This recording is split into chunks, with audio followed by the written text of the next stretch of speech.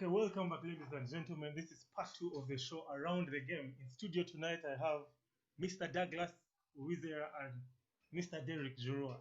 Huh? We're going to be discussing different sports, that is like basketball, soccer. Welcome, gentlemen, to the show. Thank you. Thank you for hosting me. Thank you. Pleasure is all mine. Thank you, Vinny, for hosting us. Yes. To our fans at Deep End Sports Media, good afternoon. Yes, thank you so much. Douglas, I know you love soccer. Derek also loves soccer. What fan are you? What soccer team do you support? The best soccer team in the world. Manchester Real United? Madrid. Then Derek, of course, there's no doubt Yeah, I'm a Manchester United fan. you're donning on a Manchester jersey. Locally, it's KCC. KC locally. Yeah. Then And Chiraka United. Chireka United. Oh my Yeah. God, that is third division team, right? Yes, No disrespect, of course. United is a third division team. Okay, that's team spirit. Anyway, like briefly, I want us to talk about the coronavirus, like how it has affected sports, and of course, the biggest achievement, like in soccer internationally, is Liverpool taking the championship for the first time in I don't know how many years. It's like 50 years. I don't even know what to say. It's been long in that we have forgotten when Liverpool last lifted the trophy. Let's talk about Corona briefly. How has it affected sports or soccer, like in general? I'll go with Douglas first. Wow, it's been crazy, of course, since this Corona pandemic came around. It totally changed everything. No more sports activities were shut down for a while. And as a sports enthusiast, I honestly I can't wait for it to end. Though on the bright side, sports is slowly resuming. But the sad bit is that teams were affected. It's unfortunate that we lost people, players lost parents, coaches lost their loved ones, and us not being able to access sports venues or to watch football, basketball, name it, really is something that it took its toll on me in the beginning, but I had to adjust, and I've learned that there are bigger things than sports. Like this, that's what I've learned from COVID. Like life, with the things we take for granted, like breathing, being able to wake up every morning is something that we take for granted. But now I appreciate each and every day I'm awake and alive. Actually, Douglas is a basketball player and Derek is a soccer player. Plays for Chireka United, formerly of Chireka. Once upon a time, yeah. Yes, so talk about the Corona period. Like, how has it affected sports and you personally as a soccer player? I think generally this virus has affected the whole world mentally, physically, and socially. In terms of sports, it has showed the world how important sports is in our lives, how physical activities are important in our lives, in our day-to-day living. It has also impacted the sport negatively in terms of finances, in terms of entertainment. Some people have lost jobs because we've just had our friend here talking about salaries being cut. So it has generally changed the perspective of sports. But thank God it's getting back slowly. We're now playing without fans in some parts of the world. Unfortunately, in Uganda here, we are still on lockdown. Okay, like being a former soccer player or current soccer player, you're going to tell us about your career in terms of soccer as you go on. Talk about the local soccer league. Did it get over? Who are the champions? I don't know. Please inform us. According to the Star Times Uganda Premier League, the current champions Vipers. They were declared champions because of the COVID. There's a rule that states that upon certain eventuality, once 75% of games are played, or 50%, the league can be ended, and the current table is taken into context. So, in that regard, Vipers were declared champions, followed by KCCA, and a couple of teams like Maroons FC and Toro United were relegated, as well as Proline were relegated. Then, in terms of promotions in the big league, there was Maida FC, that was promoted. Then Deja University is still in courts battling their promotion because according to the laws, they claim that by the time, if they're going by the first round statistics, they should be promoted instead of UPDF. But so the case is still in court. Politics still coming into play. Then currently the situation is all about the FIFA COVID relief. You know, the sums of money that has been coming to FIFA. So the debate is still going on about the FIFA funds. Okay, so those are the major things happening in the soccer, in local soccer. Yeah. Then over to Douglas. You said you're a Real Madrid fan, but I want us to talk about Liverpool. That is something great that has happened in the English Premier League. Of course, the Premier League is the most watched league in the world. Liverpool are finally champions. I don't think Liverpool went out to the market and spent like the way Manchester United, Chelsea, Man City have been spending. They are champions this season after a long time. What do you think? What was it about? Like juaggen klopp? Well, I think it's long overdue. First of all, congratulations to Liverpool and all their fans. It's been long overdue because Liverpool is the most successful English side ever, but they unfortunately had never won the Premiership ever since it changed names from the old one. So it's been a long wait and so many factors. I mean, Klopp is a brilliant manager. Mo Salah's form has been crazy. Sadio Mane, they have arguably the second best defender in the world after Ramos, in my opinion.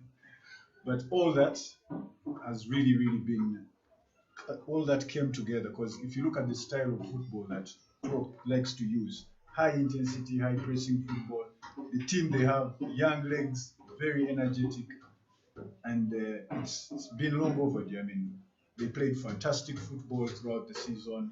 2019 has been a special year for them. They won the Champions League.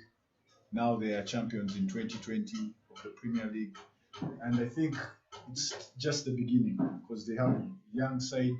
They have a brilliant manager. I mean, let's wait and see if they can defend the title. On to Derek. Liverpool are champions, and usually when a team from like England like become champions, there are poachers that usually come, and the biggest poach of all is this man's team, Real Madrid. Chelsea was successful, all of a sudden Real Madrid poached. Manchester used to be successful, all of a sudden Real Madrid came and poached Cristiano Ronaldo. So what do you think is going to happen to the Liverpool squad? Do you think they're going to be able to maintain and win the next championship? Do you think the players are that committed? Of course, when I talk about players, I'm talking about Sadio Mane, Van Dijk, and Mohamed Salah. Are they going to stick to their team, maintain it, and become stars in England? I think one of the factors why Liverpool have become champions this season is that they have been consistent with their squads. If you look at the past 4 to 5 seasons, they have been consistent with a good number of their players. So they have been able to bond together, and that's why you're seeing these results today. So if, of course, sports is a business. You know, of course, Madrid being Madrid with all the money, they will always want to come and coach the best players in the world. But I think Liverpool has taught us that you can stick with a particular club and achieve success. And the fact that now they have money compared to those days, you know, before they weren't as good financially as they are right now. So I think they can afford to maintain their players. Besides, their salary base is not as big as Man U, as Real big as Madrid. Real Madrid, as big as Man City. And the players, I think the kind of players that the manager has got are the players who put passion and loyalty to the club first before you bring in the issue of money. So I think they may have an edge over big spenders, you know, coming to poach their players. So I think they'll be able to maintain. They just have to add maybe 1 or 2 to keep the boat, you know, flowing, sailing very well. And next season they will definitely Be be contenders. contenders for the trophy again. Okay, now on to my friend Mr. Douglas. Being a Real Madrid fan, I know Pep Guardiola tormented you when he was coaching Barcelona. I remember the El Clasicos, Pep Guardiola used to come out victorious. Pep Guardiola has been successful in most leagues he goes to, but usually whenever he goes to a league, that is Bundesliga, Real Madrid, people learn his kind of soccer, and at the end of the day, he doesn't really perform successfully.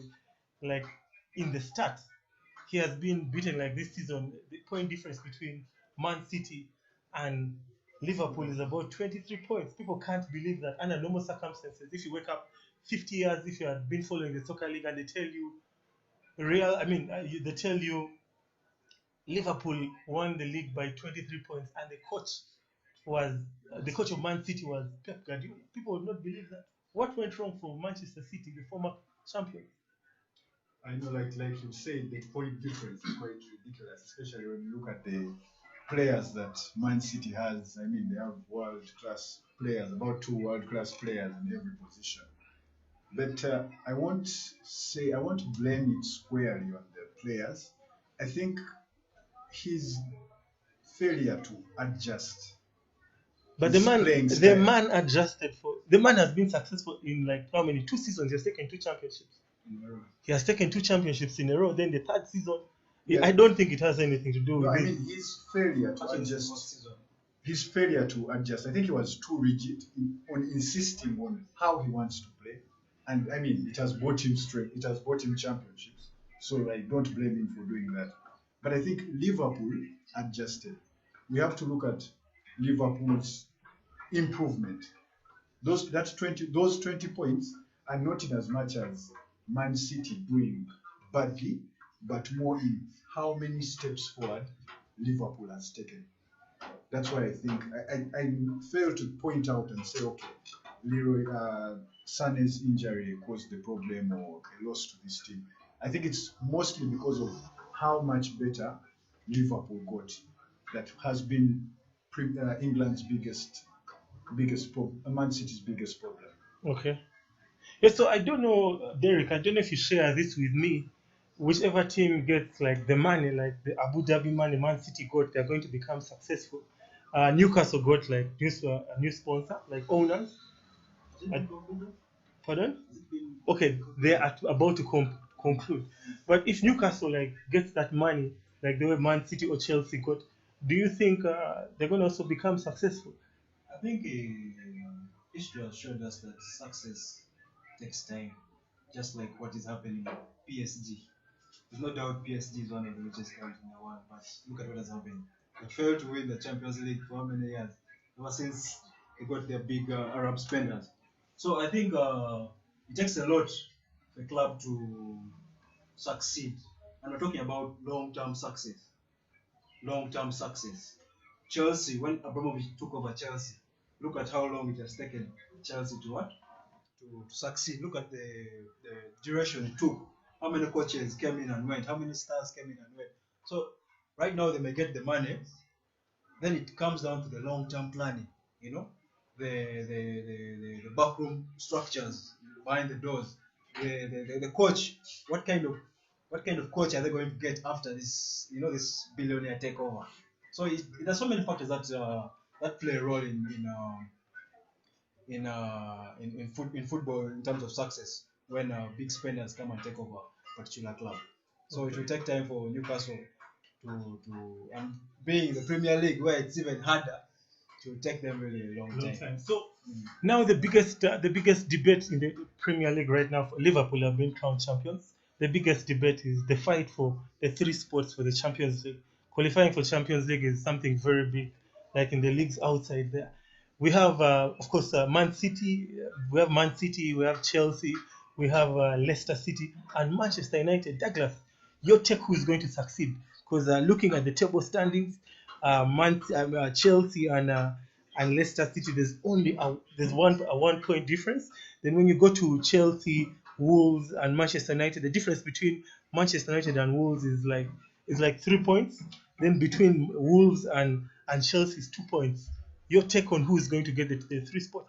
I think Man City is definitely one of the qualifiers. The point difference between Man City and Chelsea is 8 points. I don't see Manchester City sleeping again after losing to Chelsea. So what's your take on the last two positions? Well, after the resumption of football, I think Chelsea has gotten better. Manchester United is looking good. Leicester is the only team that I see that is being shaky. I think I don't know, they've dropped. I'm not sure how many points since the league resumed, but I see Chelsea and Manchester United. I think they'll get that first slot. So you're writing away Leicester City and Yeah. Wolves. You know, actually, Manchester United is number 6 and Wolves is number 5. So you're writing Wolves are up to game in hand. with Manchester has a game in hand. Yeah. Yeah. Okay, your take on. Please don't be biased. I know you're Manchester. I want an honest opinion about the last two spots. I think one, we're forgetting the issue Man City is facing in the courts of arbitration regarding their financial fair play rule or something. Yeah. So it might play a role in determining which teams qualify for the Champions So League. you're trying to get him through the boardroom. Politics. Definitely, you have to keep all options open. But assume Man City Qualified. gets a good result from that court case. Definitely will be one of them. Then there will be Man U definitely is coming. I hope to see Man U. There because Leicester City is not doing so well. I hope they're going to really probe Chelsea and Leicester City from take over the third spot. So it will be the fourth spot is going to be actually it's going to be Chelsea. Chelsea, Leicester, Tottenham, Wolves, and Leicester City. That is if Leicester doesn't work up. Wolves is on a good run. So far, 2 games, 2 wins.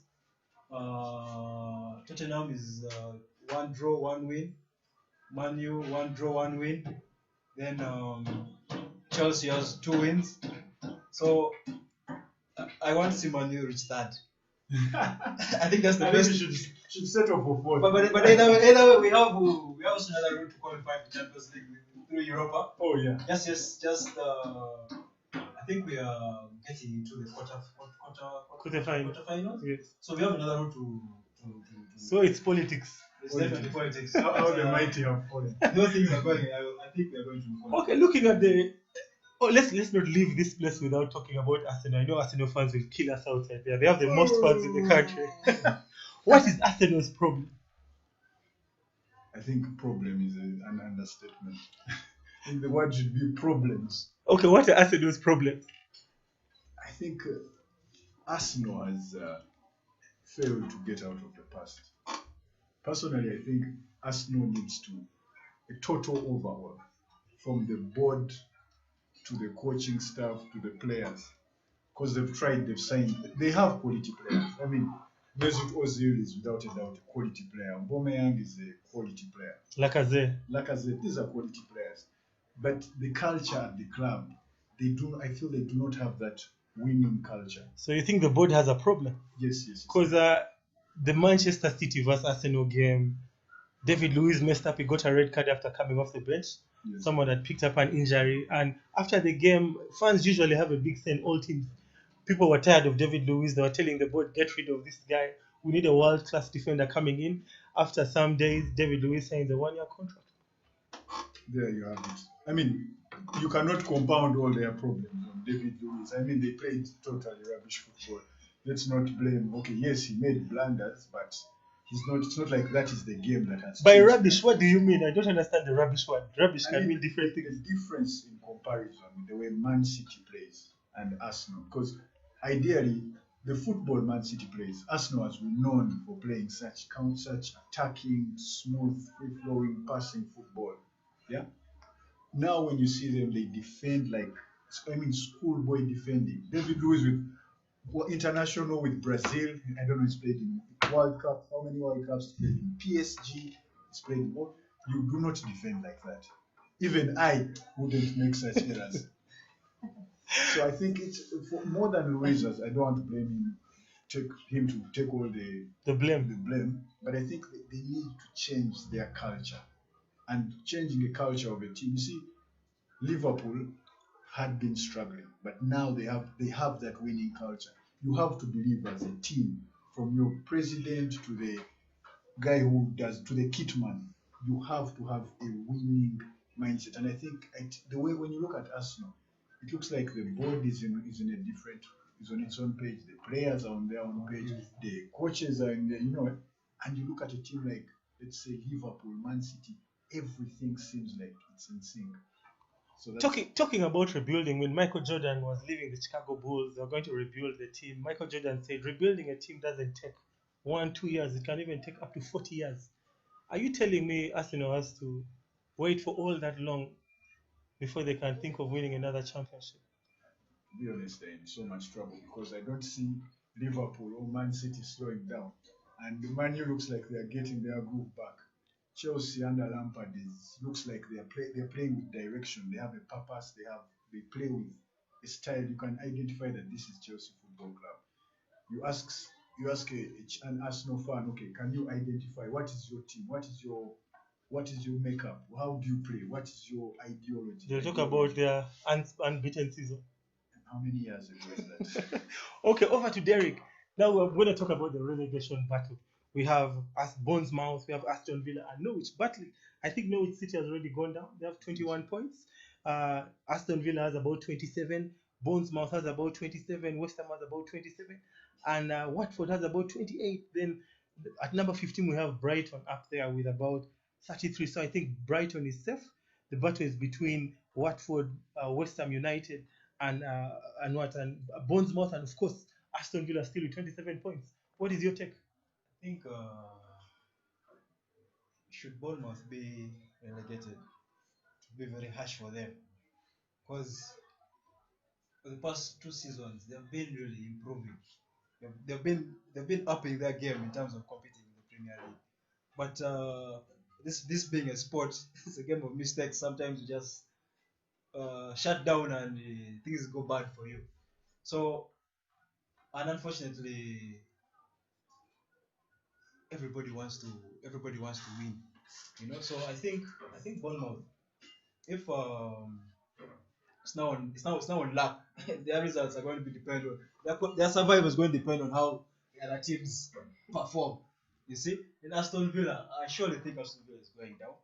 As much as they are a historical team in the league, they haven't performed, that level of survival. Look at the way Sheffield United just came on.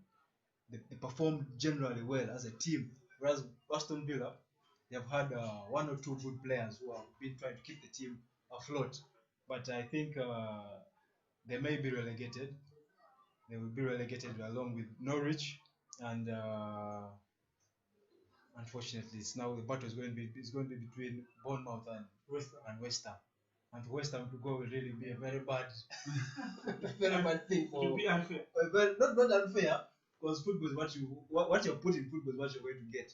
You see, so I think as much as West Ham have the money, they got the money, the stadium and all that kind of, and they have decent players. But I think it has just refused for them. They haven't yet clicked. Sometimes buying too many players at the same time is a disadvantage. So I think the battle is going to be between the Bournemouth and West Ham. Okay, so I'm going to go into the La Liga. I think one of the second worst league outside the Douglas. You're a Real Madrid fan. Barcelona has been to you and I mean Barcelona and Real Madrid have dominated the league for I don't know for the past 20 seasons. What is the problem in Spain? Have teams failed to get the money to change their squads? Oh, it's Lionel Messi and Ronaldo and the Galactico era in Real Madrid. Well, all those come into play, but I think the biggest challenge in Spain is the financial abilities. I mean, Barcelona and Real Madrid are probably top 10 richest clubs in the world, and when you look at the competition, they don't have the same financial muscle that Barcelona and Real Madrid have. So what this means is they do not have the same ability to get players who can compete at that level. And in Spain, it's not like teams in Premiership when they're negotiating for their TV rights. In Spain, it's individually as clubs. Barcelona it negotiates its own deal with the TV people. Real Madrid negotiates its own deal with the TV people. So obviously, Real Madrid is going to get more money. They get more money. They can buy Cristiano Ronaldo. They can buy an Eden Hazard. Barcelona can buy Ronaldinho, which other teams will not be able to. So until they change the way in which the money is spread out, they will continue to struggle against the top two. But that plus what you said, I mean, Lionel Messi is in Barcelona.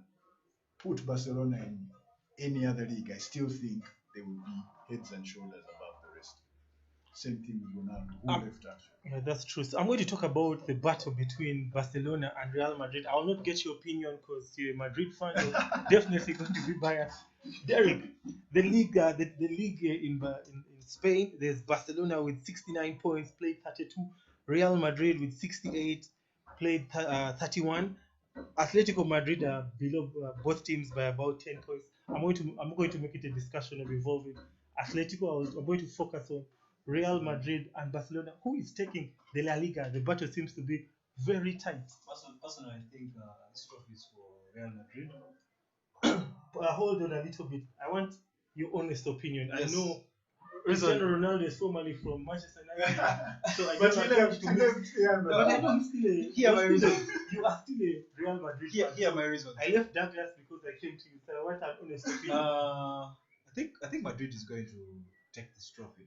Reason being, the coach has changed the mentality of the team in terms of who do I buy, when do I buy. If you look at let's say the past 2 seasons, I think Barcelona and Real Madrid have changed in their transfer policies. They've just exchanged. Whereas now Barcelona is buying superstars, Madrid is going back for the young kids, but the best young kids in the town. And what has Zidane done? Zidane has gone back to the basics. Zidane, when he came back, things were not good as we remember. Went back to the basics, and the basics are we must win, no matter what. Whether we're playing defensively, we must win. Whether it's not entertaining, but we must win. And if you look at the whole season, Madrid has really been doing well. They might have not been playing entertaining football, but the wins have been coming. And to win a trophy, consistency in your wins matter a lot. And if you look at the way Madrid have been playing, it's very hard to beat Madrid right now. As much as Barcelona still has Lionel Messi, Griezmann, they have Fati, they have Suarez. Things have changed. I think the mentality has changed. Madrid, I think they just came to compete for La Liga this season. They mightn't even take Champions League, but they came for La Liga, and that is why it's going to be very hard for Barcelona to take this trophy. And of course, with their problems that they're having some problems within the club that we may not know, but it has affected them. Every now and then we're hearing Suarez is beefing with Griezmann. Griezmann is beefing with Messi. Vidal wants to go. Now we're hearing Arthur wants to go. So Piqué is getting involved in politics. So it has affected them also this season. Yeah. So that's why I'm saying Real Madrid definitely will take this trophy. And the fact that Barcelona drew yesterday night, Madrid have a chance to go 3 points clear of 2 points. 2 points clear of Barcelona, and that's a lot of points when you look at the way Zidane is playing with this Madrid. 4 wins, 4 games. It's going to be very hard for them to drop points. Are both El Clásicos done? No, there's one more Clásico going on. Barcelona still has to play Madrid. Done. It's done. The class is saying it's done. No, there's one more. There's one which was postponed. Anyway, we shall research about that. Douglas, I want us to still focus on Real Madrid. Real Madrid are the greatest poachers in soccer history. Poachers. Yes, they're poachers. They buy the best talent from different teams. They rarely nurture talent. I think the best talent they've ever nurtured is Sergio Ramos, the man with the most red cards in football history. That is the team Real Madrid has. Yes, that's the team Real Madrid has nurtured into getting red cards. No disrespect, of course. Real Madrid went and poached Hazard from Chelsea. They poached Cristiano Ronaldo. He was successful. They poached Messi. They poached Eden Hazard. Eden Hazard has had the worst season of his career. Before he joined Real Madrid after the World Cup, he came back very fat. Was it usually when a player is going to join Real Madrid, you have to be in the best form of your life? Hazard became fat. I don't know if he was injured or something. I don't know. I don't know if it was because of the too much money. And he is in Real Madrid. He has about 2 goals the whole season. In Chelsea, in the 4 seasons, he has had about 100 goals. I don't know really if it's 100. Okay, I'll say 80 goals. In Real Madrid, 1 season, 2 goals, assists like 3. I don't know. What is the problem in Real Madrid? Is he scared of which superstars in Real Madrid these days? No one. Why is the man failing to perform? Well, to be fair to him, actually, over the past 2 games, I think he's getting back to the form that he Two was. games out of 80 games. But the weight issue, the weight issue was really put out of context. It's not like he was so out of shape. He wasn't in peak form, and injuries didn't really help the matter because he never really got a consistent run of games to help him settle in and play the football we all know Eden Hazard is capable of. But that aside, no excuses for a player of his level, all that money he's earning, the price tag he comes with. He should be able to have started in gear 6. And to make it worse, is the player who he was supposed to be replacing left when he had broken every record in Real Madrid. So it's unfair to Hazard. Hazard came in. Who is going to replace Ronaldo? The man has broken each and every record, won each and every trophy, and here you are coming. You are being compared to him. You play the same position. The pressure was definitely on him. But he got that pressure because we know the type of football that Eden Hazard is capable of playing. I think he's gotten better. The COVID, as sad as it is, was a blessing in disguise for him because it helped him recover from his injury because he had been written off after surgery on his ankle. But because of the break, he was able to recover and he's been playing some, he's showing flashes of what he's capable of. So let's wait and see. I think let's judge him at the end of the season. So what is your prediction about Hazard? Is he going to get back to the form he used to have? Yes, I absolutely believe Hazard will get back to the level he's to the world-class caliber. World-class caliber. He will not be Ronaldo. He will not score for us 50 goals a season, but he will impact games in a different way. Okay, like Raul. He's not going to get into Ronaldo and Messi. Yeah, no. Like Raul. He will impact games. He won't. Hazard is not going to give you 50 assists and 100 goals, so but I know he can. It is safe to say from now on, Hazard is going to be a mediocre player. No. He's not going to be on the world-class teams again. He is a world-class player. I'm saying going forward. He is though he was. Going forward. And going forward, he is going to achieve the level of success we believe he can achieve. Derek, your take on Hazard? I think still has time to perform in Madrid, and still has time to give Madrid fans what they want to see. Fortunately enough for him, I think age is still on his side. He has about He is 28 years. Age is no longer on his side. He's an old man in soccer these days. Yes, but the likes of Ronaldo himself. That is a good. Ibrahimovic. Those are good. I know. But nowadays you play up to 32 years. Still has some football. And the fact that he's in a weaker league. Weaker? In terms of generally, in terms of he's in a weaker league compared to where he was before Premier League. I think all he has to do is improve on his health, his physical status.